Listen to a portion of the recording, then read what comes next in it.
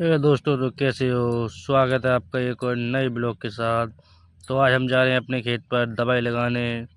रास्ते में चलते चलते हमें दिखे कुछ लोग जो हमारी तरफ देख रहे थे। हमने कहा कोई दिक्कत नहीं, देखते रहो। फिर चलते चलते हम पहुंच गए। जब रास्ते में जा रहे तो भाई बोला हमें भूख लग रही है, कुछ खिला लो। तो फिर भाई को मैंने आज बिरयानी दिलाई है। भाई बिरयानी कैसी लगी आपको? सही लगी। तुम बताओ भाई, तुम बताओ। तुम्हें दिलाई है मैंने। मिर्च तेज तो नहीं है, नॉर्मल है। फिर रो क्यों रहे हो आप भाई? सही है। रो क्यों रहे हो? सही है। देखो भाई कितनी मिर्च खा रहे हैं ये। इसको खिलाई है मैंने, इसको। ये देखो, ये क्या कर रहा है ये है। बिरयानी खाने के बाद हम पहुंचे सीधे खेत में लगी थी दवाई। तो ये देखो हम लगाए दवाई लगाते लगाते फिर आया फ़ोन कि चलो दूसरे मैच हो रहा है।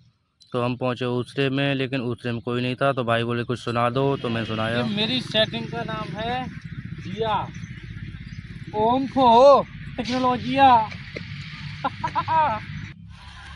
के मैंने अपनी सेटिंग के लिए खरीदा। हाँ,